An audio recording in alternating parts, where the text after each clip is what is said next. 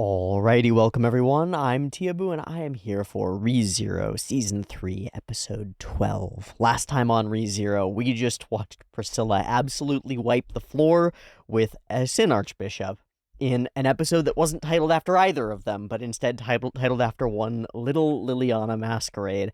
And it was a really awesome episode. I really liked how we did the flashback storytelling, the potent emotional backdrop for Liliana, and then the incredible fight scene for Priscilla, all wrapped around my curiosity at Priscilla, what the fuck is going on here, and just cool. It was just cool as fuck. That was last episode, and this episode is titled Regulus Corneus, which I hope leads to an ongoing trend of us titling episodes after characters we defeat, because that would mean that we defeat the most annoying boy in the entire universe. We love him, we hate him, he's Regulus Corneus, and he's Greed, everybody.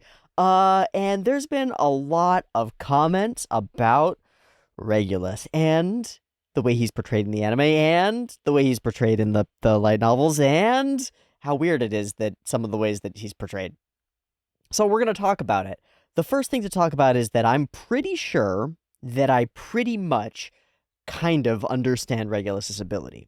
There have been a lot of comments about Regulus's ability, both in the Discord and on the comments, and there's been some discussion as to whether those comments are spoilers, given that it's in the anime, but not stated in the anime, so people are pointing stuff out about it that's here's something that you didn't infer about this thing, but it's there and present and you can see it. And that got kind of squiggly with people trying to determine whether those are spoilers or not. They kind of are. I don't really care. I'm interested in how his powers actually work. And I want to go into this episode with at least some understanding going forward of what we think is going on there. In part so that if I'm wrong, I can say what I think is going on and then get it wrong.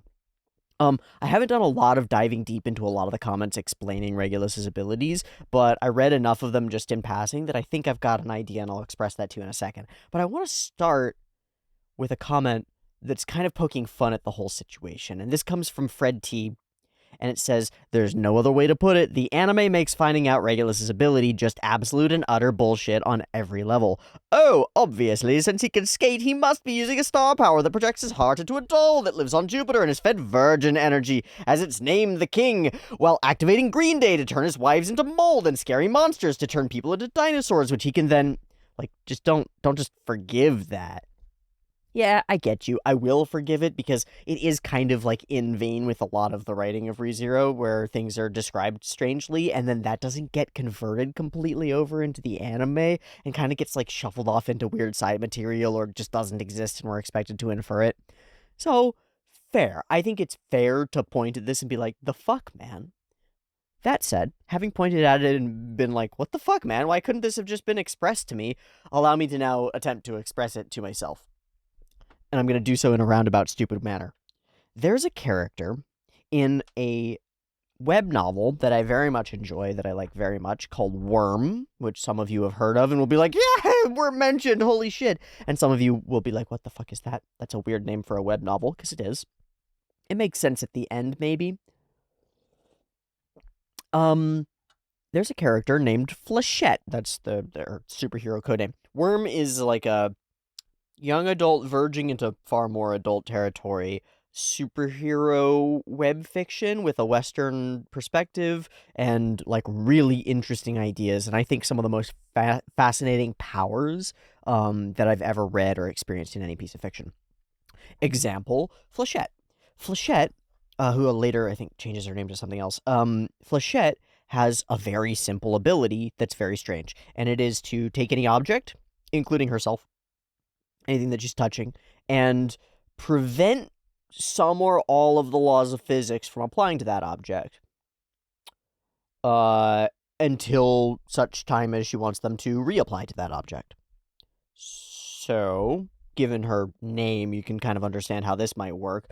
Take a knitting needle, throw it at the end of your little release it, and make it not apply physics to itself. Now it doesn't deal with air resistance or gravity or the resistance of the object that it's about to plummet into. And then she's also got she's good at math and angles and stuff, so she's good at timing and angles and things. Great. And that's part of her superpower. You throw the knitting needle, and it hits Grandma, and it just sort of goes through Grandma, and then if you make it reappear while it's inside of Grandma, Grandma doesn't exist anymore in the way that she did. She's now fused with the knitting needle, and who knows what that will do to Grandma's biology. It probably won't be good. So, minus the making things reattach, the piece of that where you take something and prevent the laws of physics from applying to it, except as you want them to, I believe is what Regulus does. That's why he's able to slip and slide after them without wearing ice skates. That's why when he drops a bunch of beads of water from a giant pool of water, they hit with the force of enormous tank shells, right? Like, that's why he's able to, like, snap and make a little gust of air and make that destroy Reinhard, or breathe and do that to his air. He just applies those things to the chunk of air, and then that chunk of air is now an unstoppable projectile that cuts through everything that it touches. Did I do it? Did I get it? I think I got it. So I don't know how you stop that, because, like, if he's able to do that around himself, that nullifies any attacks thrown at him pretty effectively. I don't understand how he's able to, like, regenerate and heal if he is. I'm just not exactly sure if he is. It's unclear to me. We dropped a bunch of shit on him and he was fine, but is that just because he protected himself, like, made it not hit him effectively? I imagine that he can do a 1-molecule thick layer of air around himself at all times that's just, like, inert, and then shit can't hit him. You shoot a bullet into it and it just, like, hits no zone and flattens. Super OP, incredibly powerful, probably has some weakness. Now, in Worm, Flechette's just like a human. She's just like a teenage girl.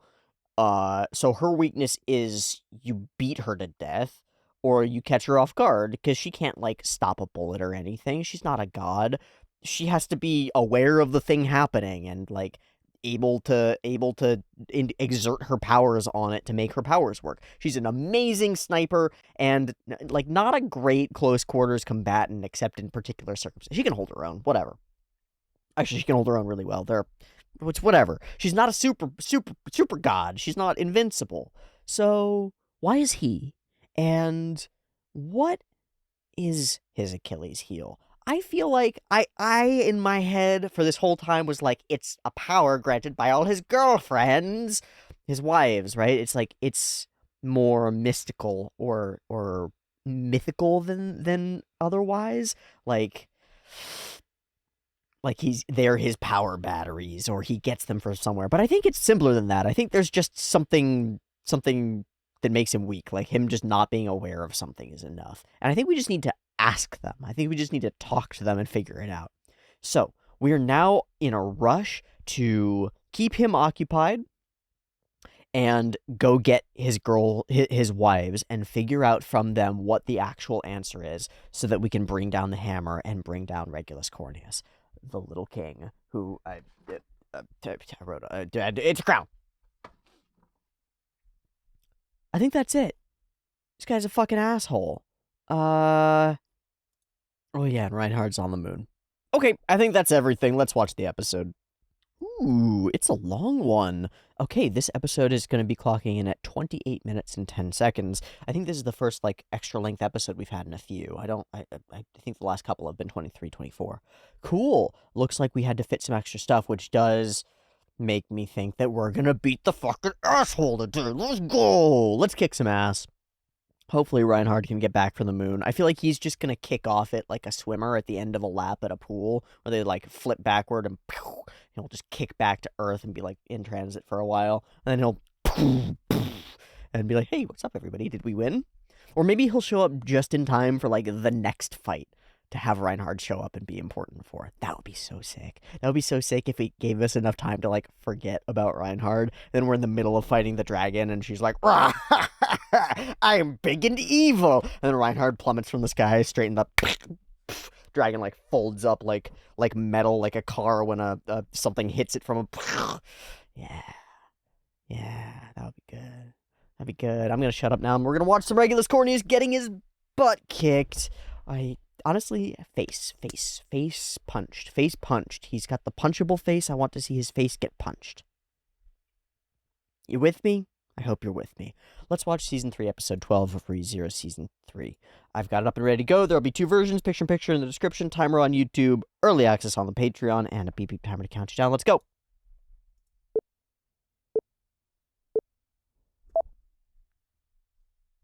Splish splash.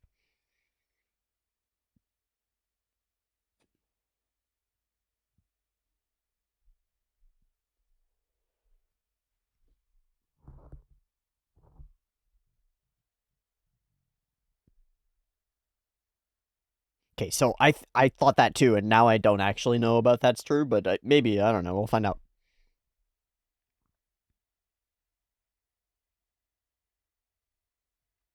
But it does give us the opportunity to have Emilia convince them, which means talking to them and speaking something powerful.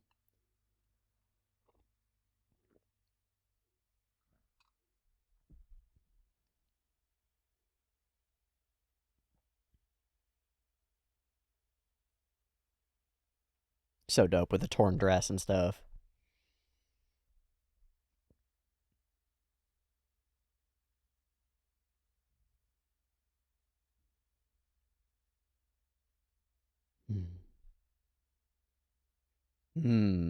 That's all we have.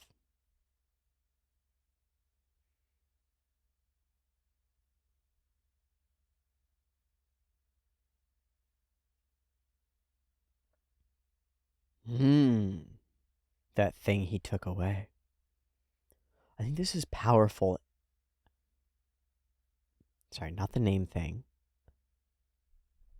We're setting a precedent that we win these fights by talking.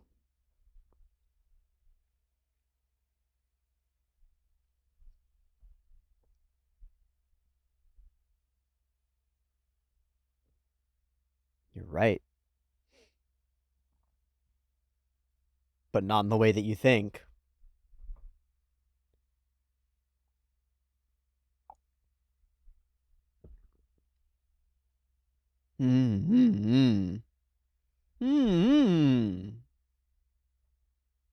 Daisuke.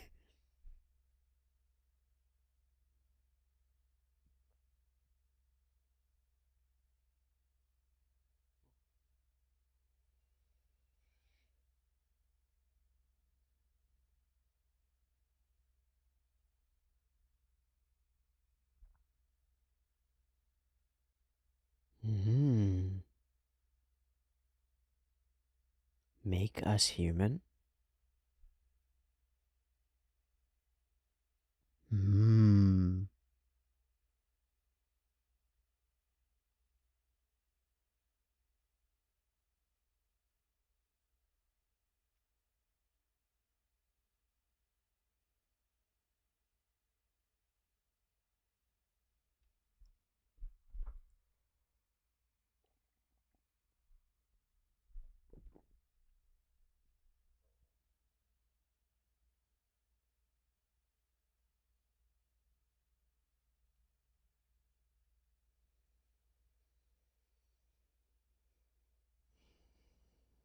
Okay.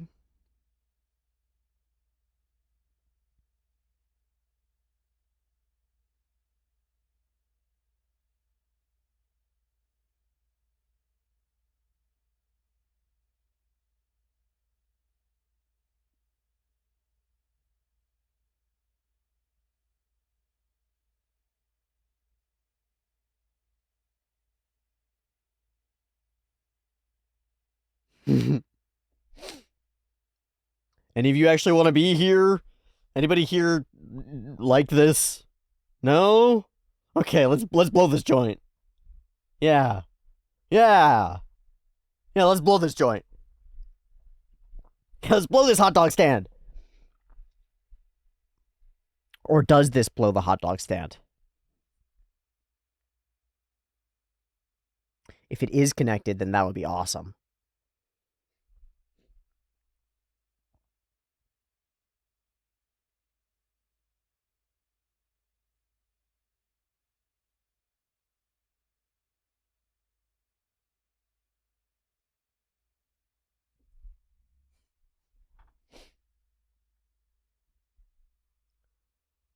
Her name is Sylphie?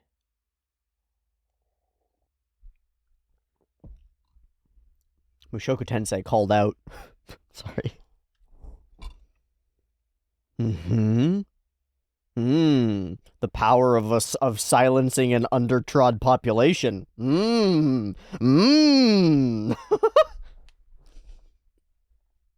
Wow. Okay, so does he fall over dead?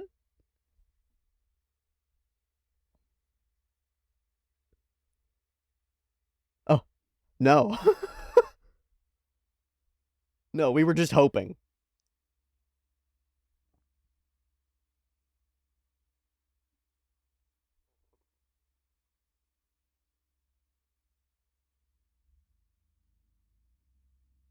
Hmm.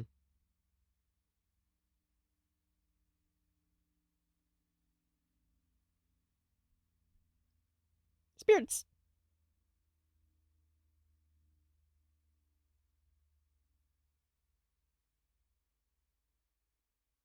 I mean, we're in this, man. The hell else are we gonna do? Oh, do their hearts not beat? No.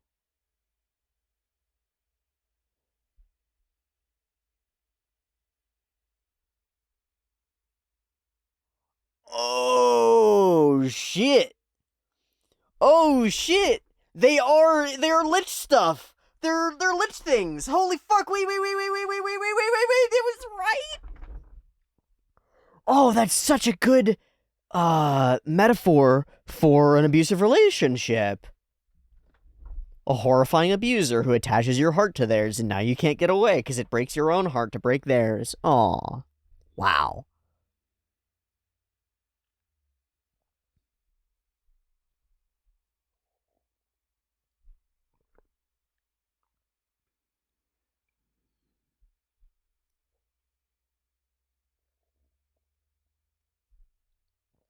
Lionheart.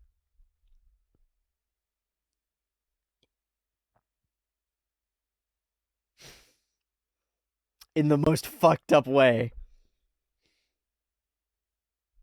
Oh, it's Selfie. But actually, it's multiple of them, right? I thought it was multiple. Yeah, alright.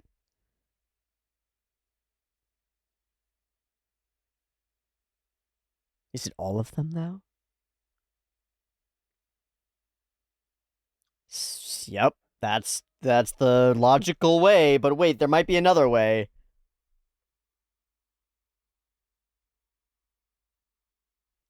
It might not be the only way. Like, what if? No, all of them.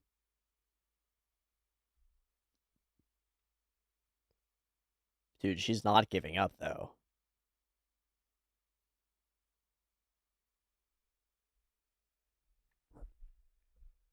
Oh, excellent.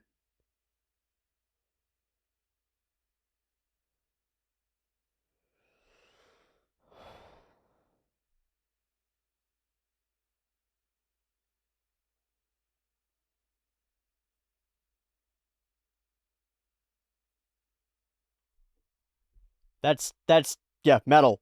Metal. That's metal as hell. I hope it's not the only way, but that's metal as fuck.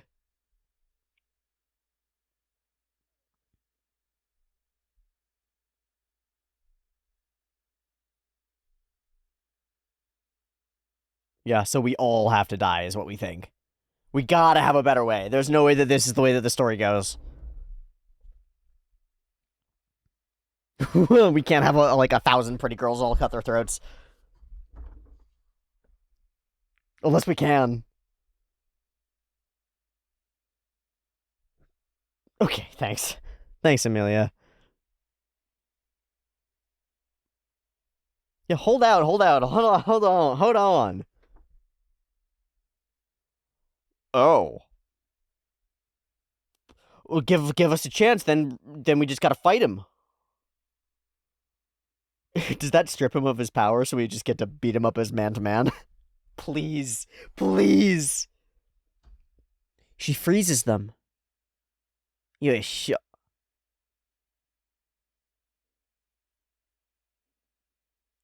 She needs soul in that footy.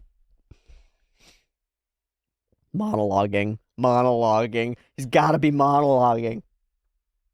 Oh, he's gonna try to do it. We're making fun of him now. Oh, he's still got the power, it seems.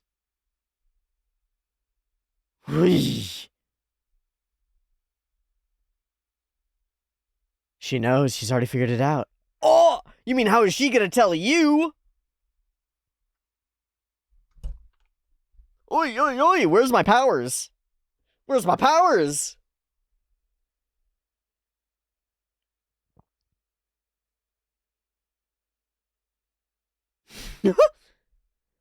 Hi, I didn't kill them all.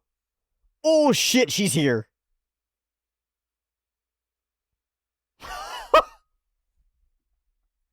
Incredibly metal.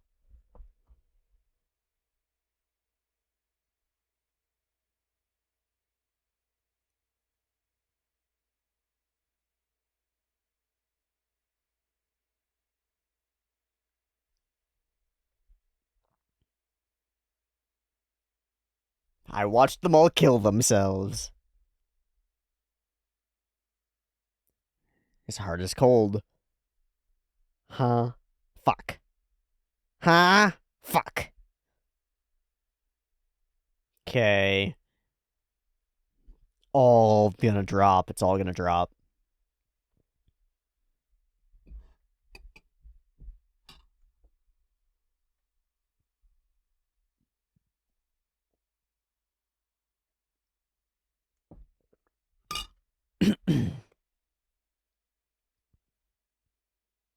Now he's mad that they killed all his wives.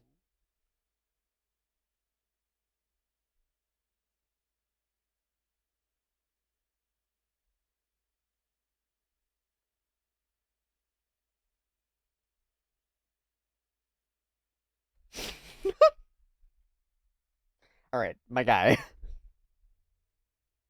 That's also her, right? Maybe? No?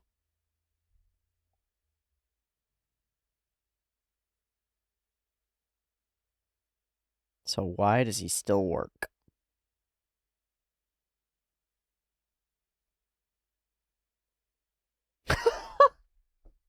Wow! You can count! We've been well past that, man.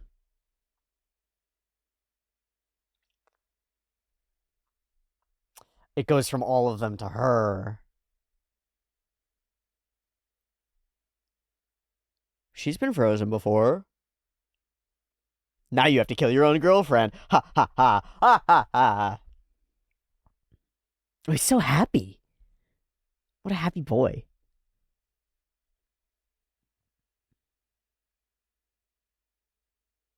What if you could just kiss her and that stops her heart?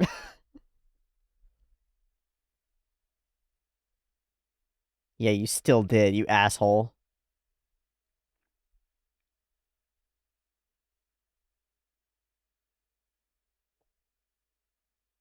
Does he have to love them? Yeah, can it jump to anybody? Or does it have to be a woman?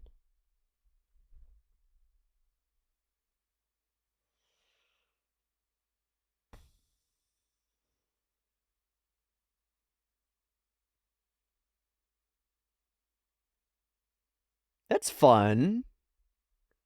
No, of course not. But she can freeze herself. Wait, hold on, I got it. I got this. Hold on, trust her. Yeah. You were listening. You like my work? Yes.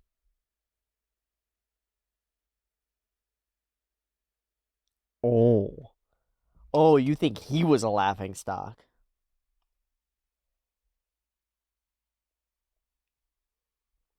Oh, man.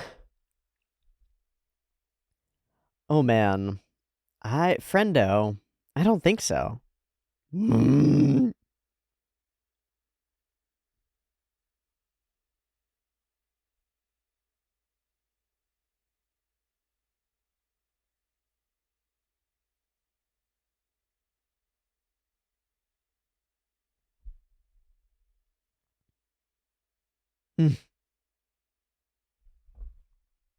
He said the words.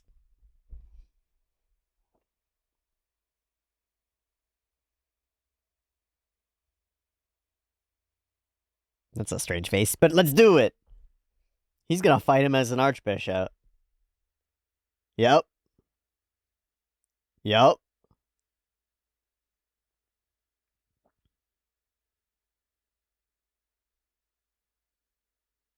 Nani the fuck? Oh. No, he's reaching for Emilia's heart. That's it. And she accepts it.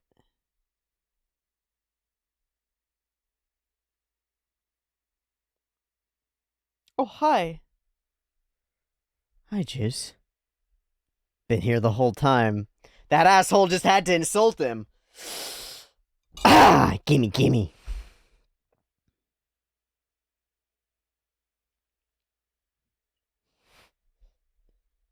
Yeah, that'll take it out of you.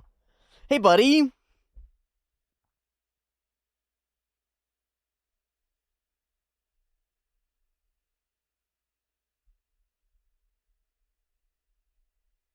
The open-hearted.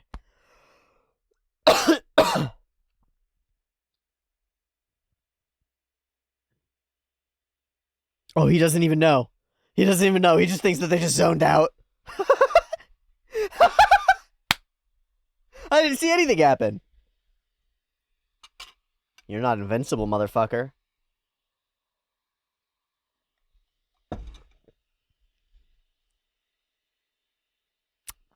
Exactly what I wanted. Yeah, you can hit him! Keep hitting him.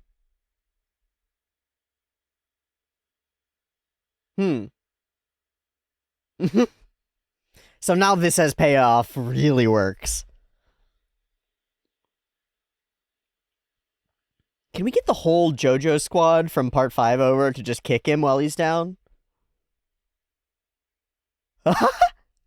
Ah. That's really funny. That's really funny. That feels like it was aimed at me. Yeah.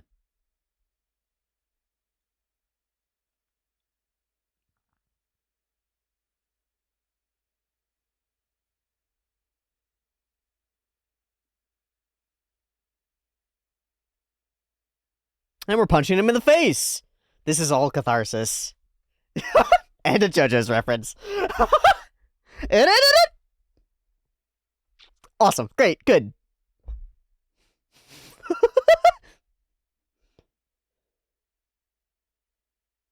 Oh.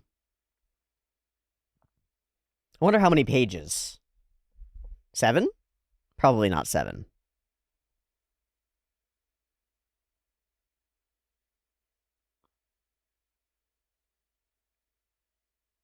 Okay. He's still fucking alive. That's really annoying. Can we have Reinhard from the sky?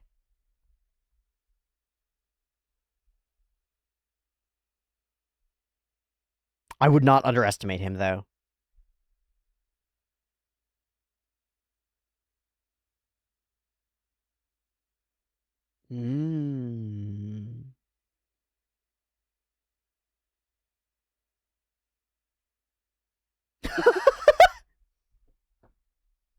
Another. Yeah, so cruel. Pick on someone with your own numbers. He's never gonna stop. Put him in the ground, please. God. Oh.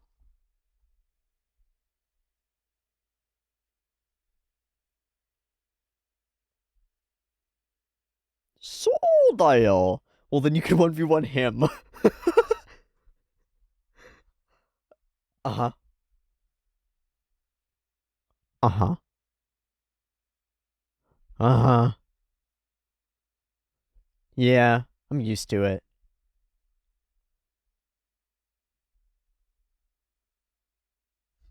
By daring.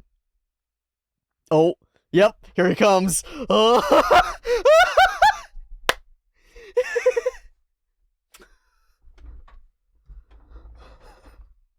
With him. With him. With him. Mm. Mm. Mm. Mm.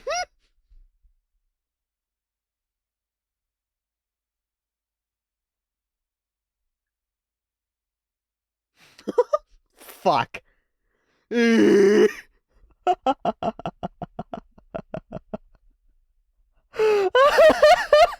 Son of a gun. Hi. We've been fighting for a while now.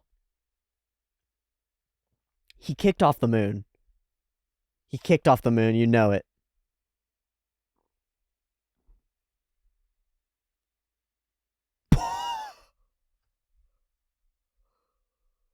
Oh my god, the tides are ruined. The tides are ruined. He kicked the moon like to another orbit. Oh no. Oh no. Mate, mate, mate, mate, mate.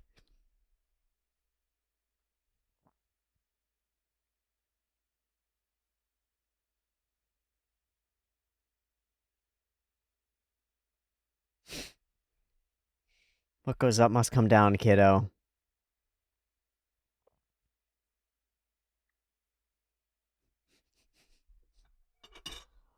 Ah, in all earth and heaven. Yeah, this is somebody else's fault.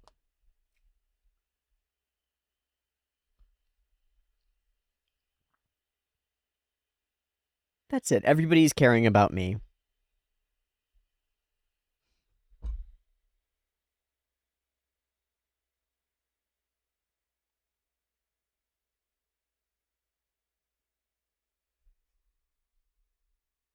Huh?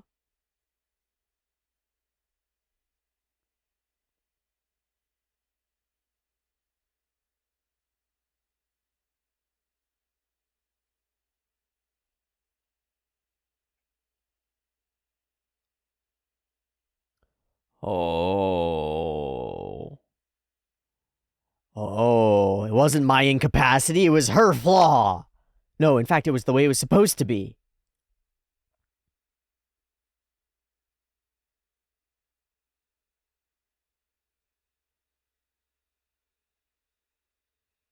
They got you, motherfucker. And they're not dead. No. They're not going with you, motherfucker.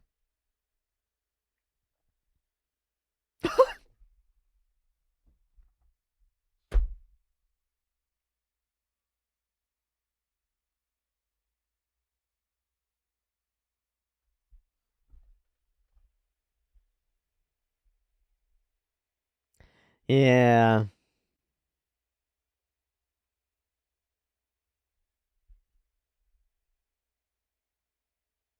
Please behead him.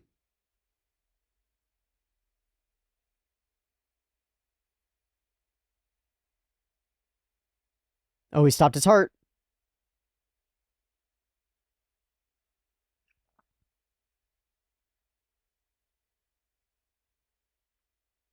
How long can your invulnerability last?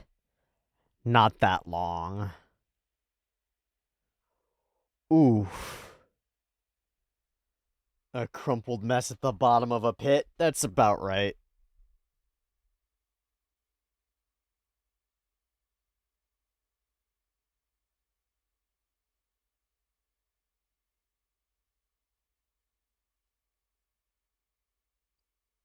Oh, he's coming.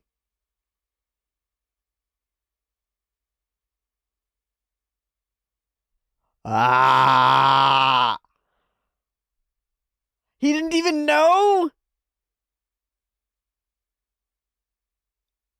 He didn't even realize?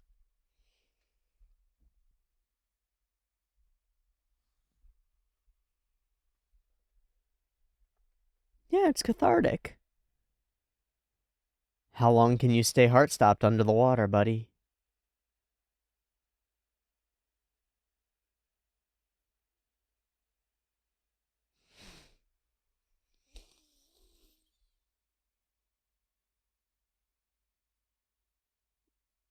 I don't know. Fuck. You don't even know. Dude, it's not over. It's not over. He can swim up.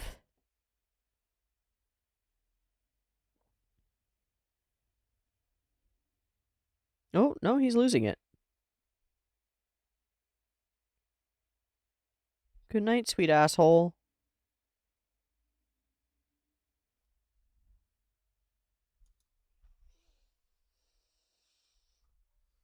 That's 2 fucking Sin Archbishops killed by holy shit. I know it's 3 total, including the one that Priscilla just murked. But holy fuck. Woo!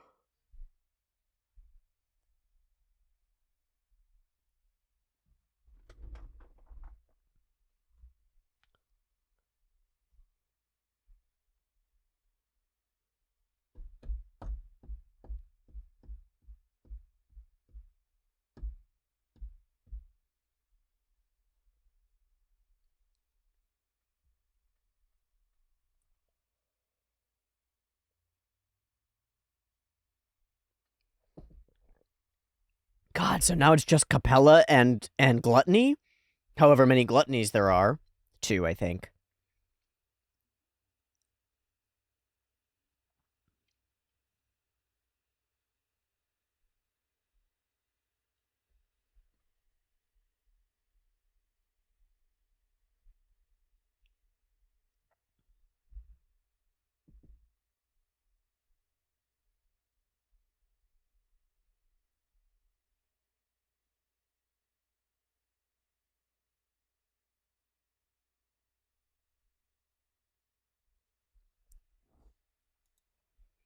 Awaken all the wives. Yay. What's up, Sylphie?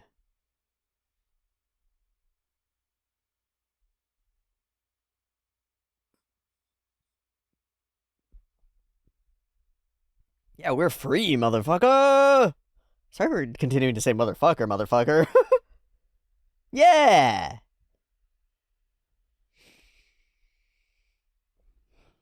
Smart. It's amazing because it's yeah.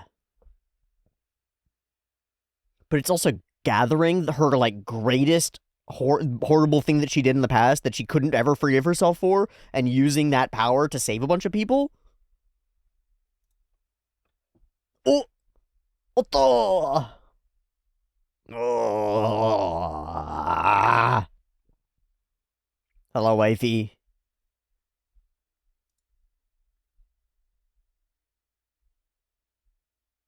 Hello, creepy. Oh. That's because she snuck away and did the other thing in the other place. Cool. God damn, we did a victory episode. What a victory episode. That was fun. Honestly, it's a follow-up victory episode to a victory episode. Bam, bam. Oh, man. And Regulus Cornelius is no pushover. He's had a lot of setup for him. A lot of storytelling. Fuck. Okay. Straightforward, physical, violent catharsis. I like it. I like it. You do too. It's part of the reason we're here. Anime is really good at doing this. It's one of the things that I think anime as a medium does better than almost anything else. It's like, here's a villain, and it's okay for you to violently beat him to death. Good. Good. God damn, how absolutely cathartic, especially in a world where like violence is not accepted, like at all. It's not okay. The people who cause great harms in the way that Regulus Cornelius does, and he functions as an incredibly good analogy to powerful people who don't care very much about the lives of those they have power over in all sorts of places. As well as people in abusive relationships and narcissists in general. He fits a whole bunch of boxes because his character is so broadly asshole. Those sorts of people in the real world don't often get punished in a really deeply, thematically cathartic way, you know? kind of pretty often they get a slap on the wrist and end up back on a school board or something, and everybody kind of wonders what the fuck is wrong with the world when that's allowed to happen. And instead of being in jail, they get elected to office. It's so strange. So it's really cool, at least in our fantasies, at least in our fictions, for people to get what they deserve. And for our characters, as the outspoken voices and fists of justice, the voice of the author in some sense, the statement of how things should be, get to carry out that justice themselves. They get to be the instruments of a worldview. Yes? ReZero has always been about worldviews. Our battles and competitions and fights and conflicts have always been about broad goals on the order of meaning of life level stuff. That's what our whole conflict with Roswell was, and that's what our conflicts with these archbishops is and has been. So, I find that it fulfills its promise by executing the victory through idea and then carrying it out through that kind of really fulfilling violent retributive catharsis. It's a funny fucking thing that we are so okay, I'm generalizing, but are so okay with terrible violence as long as it's levied on the people who've done bad things, as long as it's justified. I think that itself, the fact that we're able to justify our violence and cheer for it when it's on the side of right, is the root of a lot of our horrid war crimes. Let's call them war crimes. 'Cause, well, as long as that's a bad guy, it's okay to do anything to him is a bit of a slippery slope. But we're not in the real world, and Regulus Cornus isn't a real guy. He is a cartoon parody gone way beyond any kind of real level of evil. He is a multi-mass murderer who doesn't give a fuck, and over the course of this, we prove and prove again and prove again that there's truly no hope for him, that his mentality is self-perpetuating and endless and can't be stopped. You can't beat it out of him, you can't convince it out of him, you can't jail and reform it out of him, you have to stop him. And I think that there are places where that applies to the real world too. Although my modern, like, humanist sort of leanings incline me to be like, no, people are good and they can be saved and changed and stuff. If a person acts even a small percentage like Regulus Corneus, I think that really calls that ideal that everyone has a chance into question, and I'd be willing to question it. I think this episode stands as a good example of how to do... I think of it as kind of classic shonen catharsis. Yeah. Maybe it's not quite. There are other layers to it. There's the layer of the woman, the girl who's been effectively sexually assaulted and forced into this horrid situation and watched all these other girls do that, take on this role as like the avenger of the feminine. Like, I am a female character who is avenging femininity because it's been harmed here by this motherfucker. And I think that's like, that carves out it's got spotlights on it and like it's backlit and it's like, oh, that's a card, that's like a thing, that's an archetype of like female avenger of against the sins of a man who thinks he can do this to people. Like, that's fucked. And so there's something wrapped up in it. It's like Emilia gets to beat down Regulus Corneus, this cartoon face of sadistic, oppressive, I guess, patriarchy, although it's not really wrapped in there. And in doing so, she sort of every girl who's been put under pressure by a narcissistic asshole, every person who's been in a relationship or had a boss who was like Regulus Corneus gets to feel a little percentage of that catharsis when she pummels his face into dust, you know? And I think that's good. I think that's good. Maybe it's not good on a moral sense, but I think we get something out of it. And I think that thing that we get out of it to a non-zero level can provide real emotional support and like help for people who can't acquire that in the real world, which is crazy. It's crazy, but I think it's true. I think watching your characters fight off villains that are kind of like the villains you've experienced in your real life and haven't been able to overcome and fight because like power, they're your boss or whatever, can be really deeply, it can soothe your soul. And it's weird to have your soul soothed by watching an asshole get violently killed for justice. But it works. Fuck that asshole. And he should be violently killed for justice. Does that mean that we should violently kill the assholes in our current real world for justice? I don't know. That gets a little bit hairy.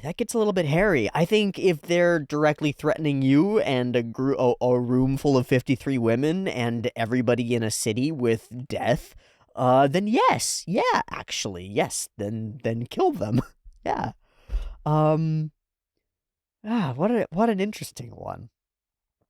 I get something out of beating him up. I like it. But I think that it has to be a speech is what really makes it strong. Because all the fighting, all the beating up wouldn't work if his authority was still in place. If his heart was still glued somewhere else, right? If he'd still attached his soul to something else. It was something that I've always really liked about liches. You take their soul out and put it elsewhere. And I liked it in Harry Potter 2, the Horcrux idea. You split your soul up and you have to do something evil to do it, and you split your soul up so you can't die, and that's really cool. But this, that you actually attach it to other people, you attach it to their hearts, attaching a poison heart to them, ooh, it's pretty fucking perfect, and then you can't be damaged as long as it's over there. Or maybe he's able to stop the heart without killing himself, something like that. I'm not sure exactly how it works. What matters is that he's able to attach his poison black heart to the pure heart of his wives. He's only willing to attach it to somebody if he thinks they're perfect, right? Because he thinks he's perfect. And then it warps things, and he can't be damaged until they die. They have to die in order for him to die.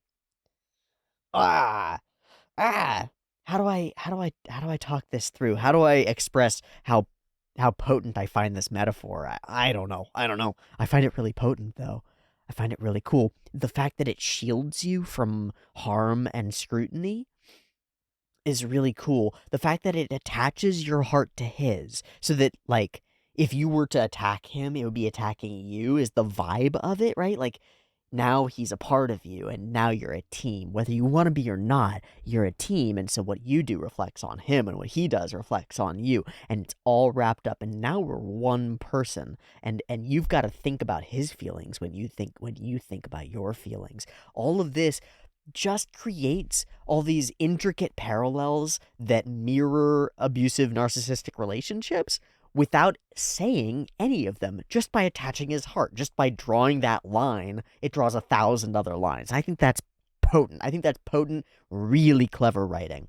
The fact that it lines up with the Lionheart and stuff is also cool, and I think could be done 1,000 times better. Like 1,000,000 times better. I'm not gonna forgive this. It's fucking stupid.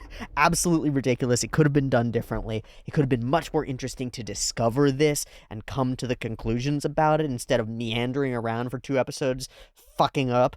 But I don't care, because the actual reveal itself is really good. The idea is really good. The way that we got to it sucked balls, and I'm not gonna fuck around about it. It sucked balls. But his hearts are attached to their hearts. He forces them to be his Horcrux pawns. Ah, it's perfect. It's perfect. It's perfect. I love it. And then I love that she has to communicate that to them. That all of our fighting would be meaningless, right? The violence and ability to beat him, as evidenced by Reinhardt's inability to do so, is meaningless. It won't get through to him. And on like a narcissist level, it's like, as long as a narcissist has their supply, you can't hurt them. And that's kind of true. It's kind of true in real narcissists, that as long as they have somebody that they can go to, some situation they can go to accumulate their supply of attention and love and affection and stuff, or fear, whatever it is that makes that particular narcissist tick. But like the stuff that makes their makes their spine tingle and makes them feel like they're a whole person for a little while, as long as they have that to go to, whatever else happens doesn't really hurt them. They're able to compartmentalize or dismiss things because that steady stream is there, right? So they can go and have an interaction where they end up making a total fool of themselves at a restaurant or whatever, and causing a bunch of people a bunch of distress, and everybody looks at them stupid and whatever. And they are able to sort of dismiss the parts of that don't matter and compartmentalize it, as long as they can go home and make their wife scared of them and get that reassurance where somebody says to them like, no, you're not a bad person, you didn't do bad for that, whatever. They're gonna be fine. You can't really damage them because they'll warp the perspective on the thing to fit whatever mold it needs to for them to not be damaged by it, right? It's reactive. So you have to like remove the supply from a narcissist if you want to actually hurt them, if you actually want to get through to them or make them see themselves or get any sort of change going. And you can't, for the most part, I think, with serious narcissism. I know that professionals can. I know that like people with narcissistic personality disorder can report incredibly great results and like improvements in their mode of being through professional therapy and various therapeutic techniques. I don't know what those are, and I don't expect them to be applied here because this guy's a god monster, right? It doesn't work. But what we actually can do is convince them that they don't need to be in this fucking abusive relationship with him. And that's exactly what Emilia does through Sylphie. And we use Sylphie as like the face of the whole group, which I think is clever and intelligent, because otherwise we wouldn't be able to attach as emotionally to the rest of them. So it's good that we introduced this one wife who's representative of the whole a few episodes ago, and have her throughout it.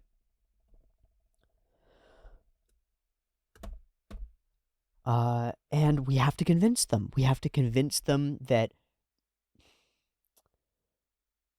well, the same thing that you have to convince someone who's wrapped up in an abusive relationship, that they won't die if they end the relationship. Even though the circumstance here is fraught, it's fucked around so that they actually will die, so that it'll hurt the relationship.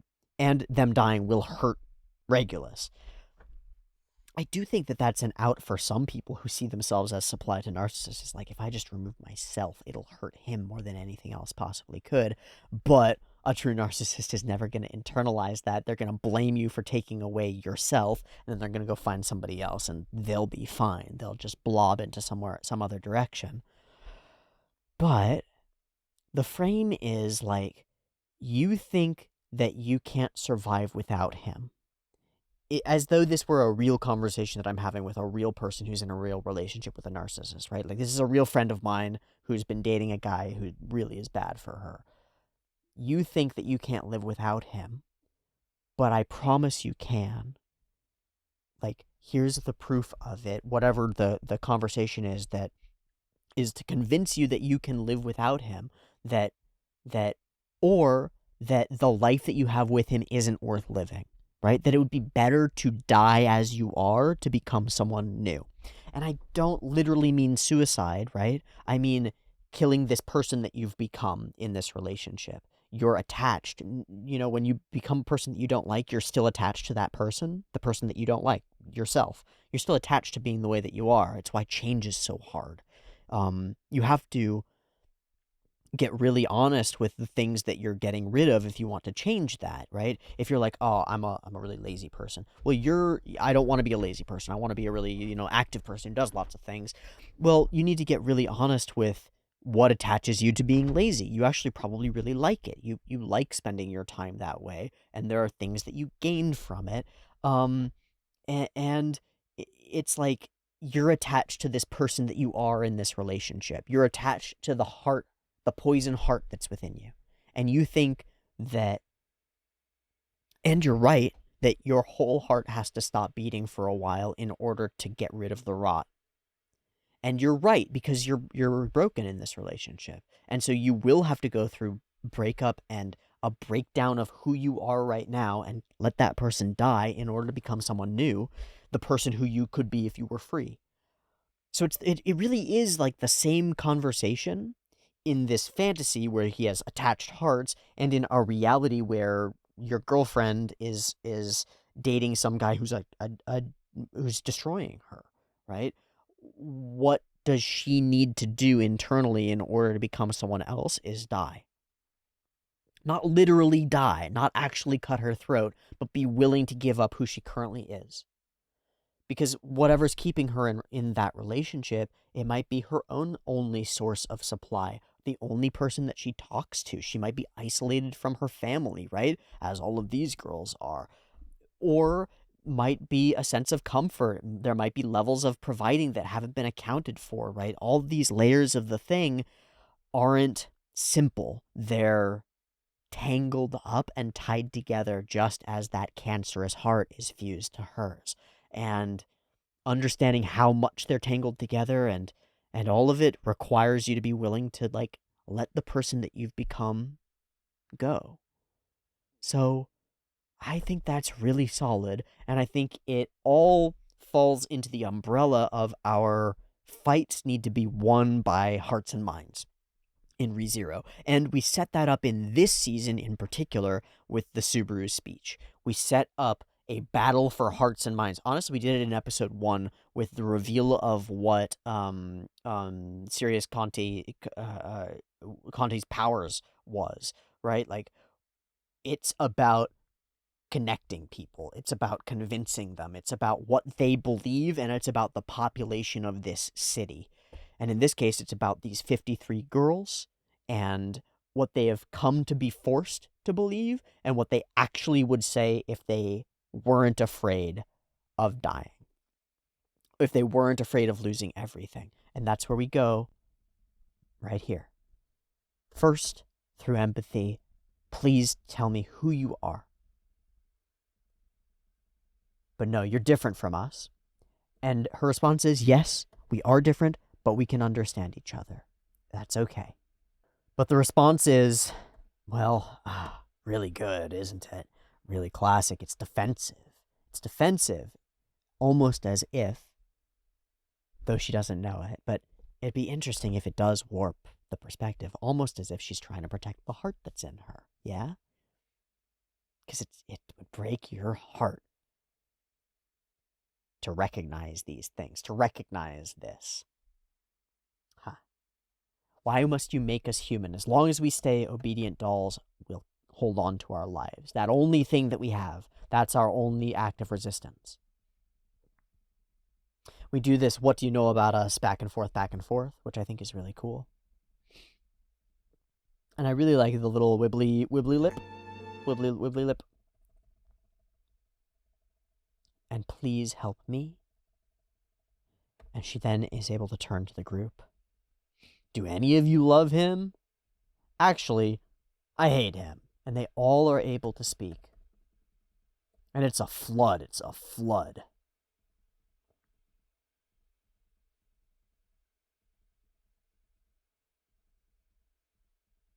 My name is Sylphie. We were all in agreement, and yet none of us could say a thing. It's so potent. So potent. The power of keeping people from communicating with each other. Can't build a revolution if you can't talk to one another. So, we're all in agreement. We'll help. And she finds the heart. Ugh. affixes his own heart to the hearts of those he has decided are his brides. So we get it right there. He doesn't have to go through with the ritual or anything. He's already done it. Ugh. You're already that's so spooky. It's like you're already trapped under your spell before you've even really like met him, before you even know. Ugh, gross. So we blather, and he's so proud of his little, like, catch-22. He's like, ha, you would have to kill all my wives, and you won't. And he's, like, maniacal about this, but of course he'll be so offended if you actually go and do it. And I think that's going to characterize all of his statements from here on out. They are... He flow like water, right? He bend and twist like a reed. He's a true mental gymnastics master, and as such is a pretty perfect picture of a narcissist. Just how far will he go? The only way to defeat him is to stop the heart he's affixed his own to. Take away his supply. Take away his supply. There's no way he would leave an escape route. So, this wraps up, and it's thematically resonant with Regulus Corneus too. Emilia's inability to let people die in front of her. And then because of the choice that she makes, it wraps up the greatest, like, trauma and bad thing that Emilia does that she blames herself for, freezing the forest. Takes that whole thing and recharacterizes the power around it. Emilia has the power to freeze a population of people to save them. You can use the same power to harm or to save. And it's the reasoning. It's the why. We get this really, really crispy shot right after her flashbacks that stands out by a long shot as one of the most, like, carefully designed frames of the episode. And I really like it. Also demonstrating our sort of different character designers sort of idea. And then I think it's not as strong here. Yeah. Really strong face. Not as strong a face. That's okay. He wouldn't touch my body. That's why I lasted. And he would decide that we were worthless and kill us if we got so much as a single scrape. Wow. His precious possessions. As long as they're perfect. So, I choose to damage myself as an act of... it's punk rock as hell is what it is. Absolutely getting back at him for what he's done. Punk rock as hell. And they all pick up their own blades. Please make sure our rage reaches that man. And there's no way we can do this as part of the story. However, your whole harem decides to kill themselves in order to spite you. That's fucking punk rock. That's so punk rock. Holy shit, man. Whoa. That's some Bible stuff. That's some biblical shit right there.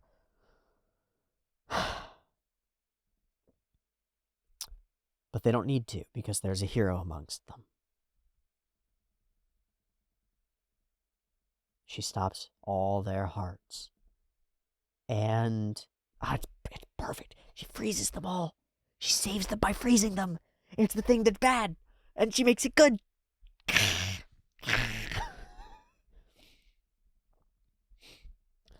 I knew I could catch you monologuing. And we start really more poking fun at Regulus's face and making him more comedic.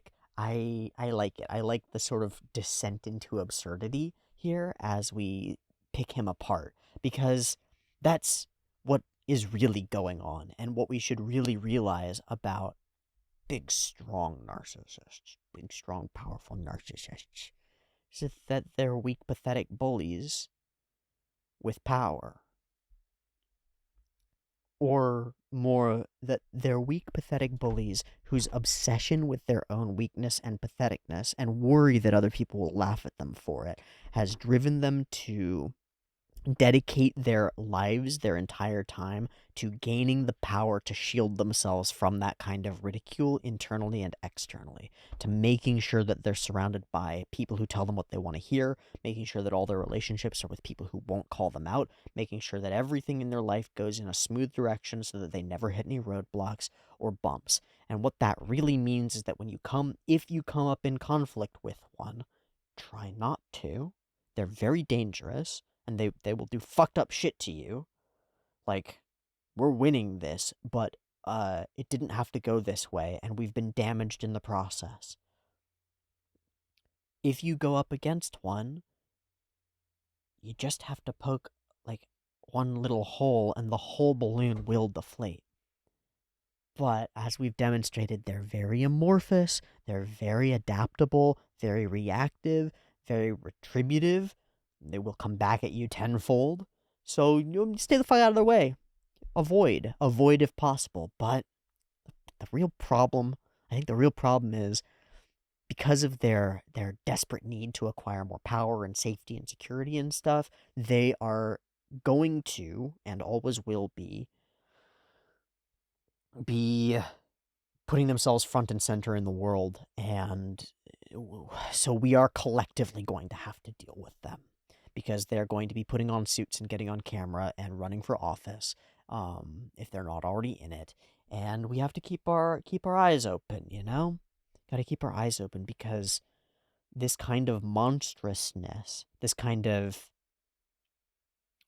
shapeless, self-centered blob is very real, as comical as we make him here. Very scary, too. You're nothing but a textbook piece of shit. How am I going to tell Emilia? Oh, you mean how is she going to tell you?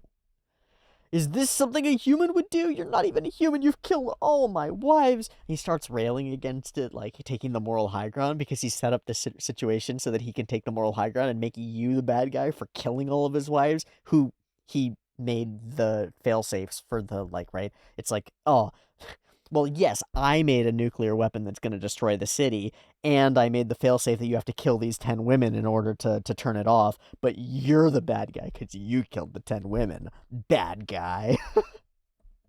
Okay. And Emilia's here. Boom! We get some fucking sick lines from Emilia. Here's your divorce letter, bitch. And then the poundo boundo clang clangs. But no, it won't be that easy. He's able to stop his heart for short periods of time anyway, but that's fine. We can still beat him to shit. 53. I love this moment where he goes, and he starts out with, what? It's like, I bet you couldn't even count. I counted right. Oh, look at you. You're so smart. You can count. Okay, I'm very angry. I'm not going to forgive you. I have his heart. This is great. He gets to gloat even further. There's nothing you can do.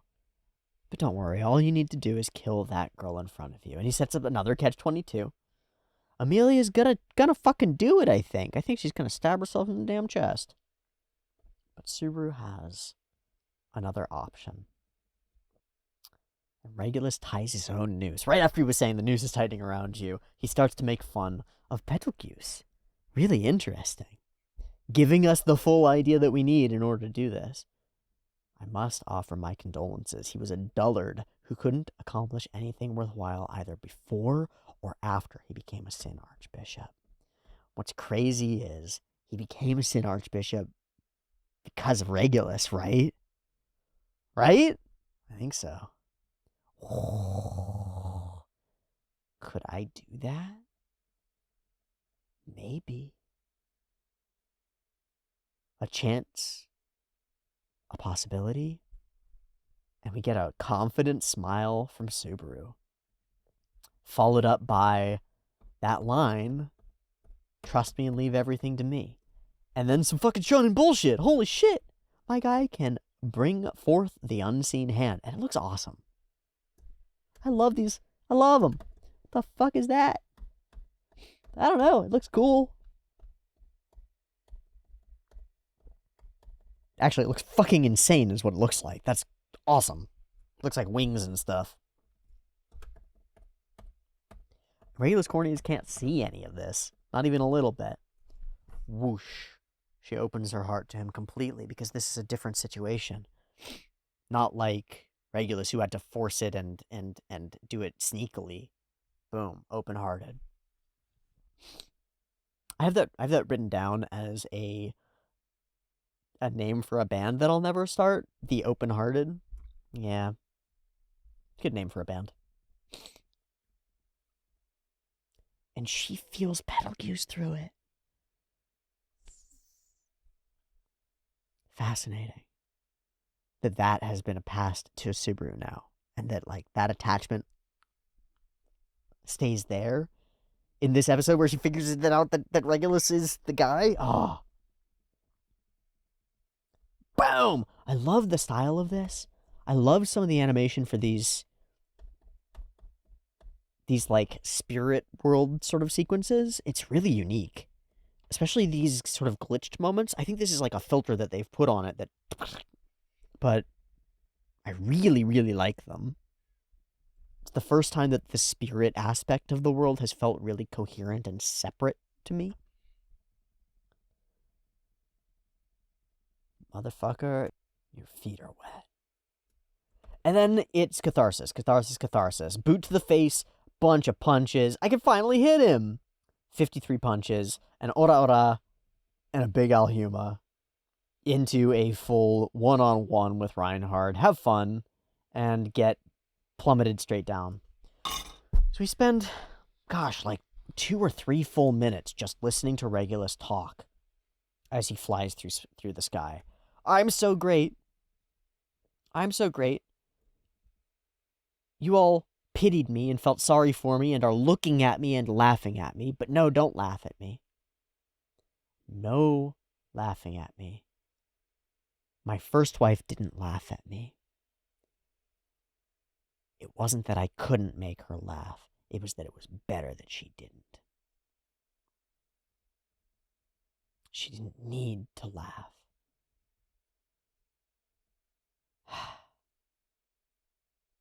So we isolate really the thread of it. If I can't cause it on the world, it's not good.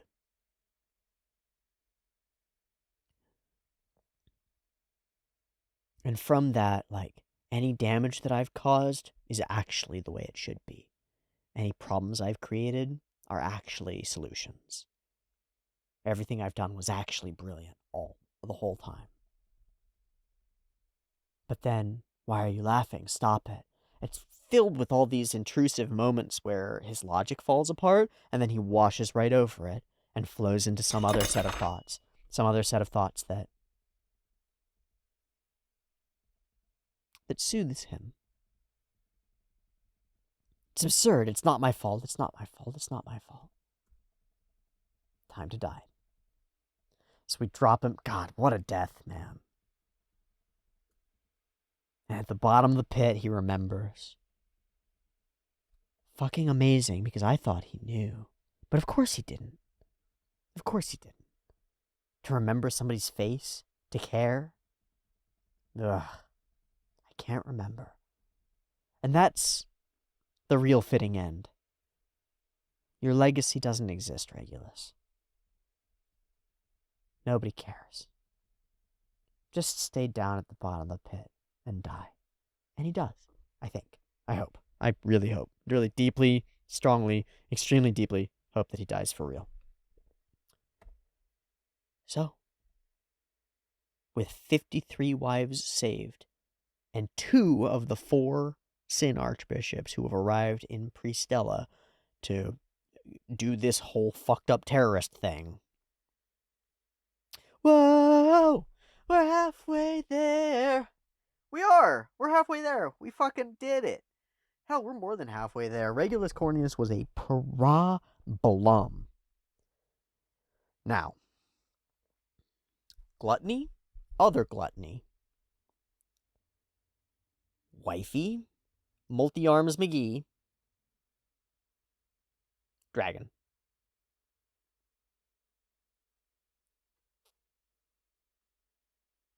That's it.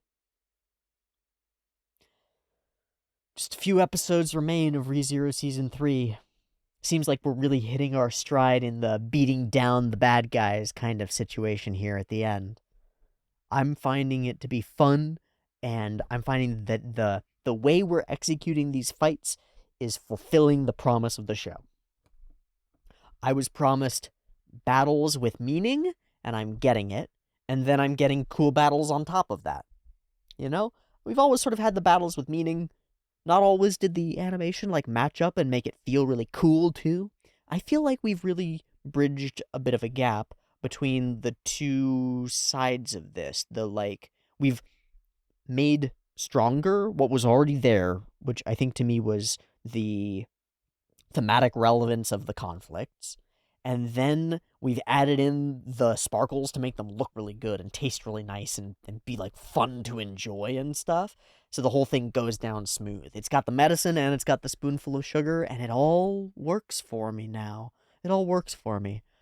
I know there's some debate about whether this season fits the tone of the other seasons of ReZero and stuff, and some people aren't sure about it. Some material has definitely been cut to its detriment, but for getting an anime series to capture the ideas and to be fun and enjoyable and watchable all the way through, I think it's really standing out beyond what the first two seasons did. And I'm really enjoying how it's going. So, yeah, good ReZero.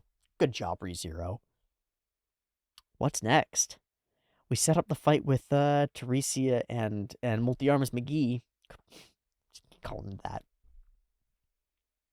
Maybe it'll be that. Maybe it'll be one of the other things. I don't fucking know. We'll have to find out next time. For now, what a sigh of relief that Regulus Corneus is no more. Asshole. Oh yeah, and the moon is ruined, and the tides are going to be destroyed for forever, and thanks, Reinhard. Big thumbs up.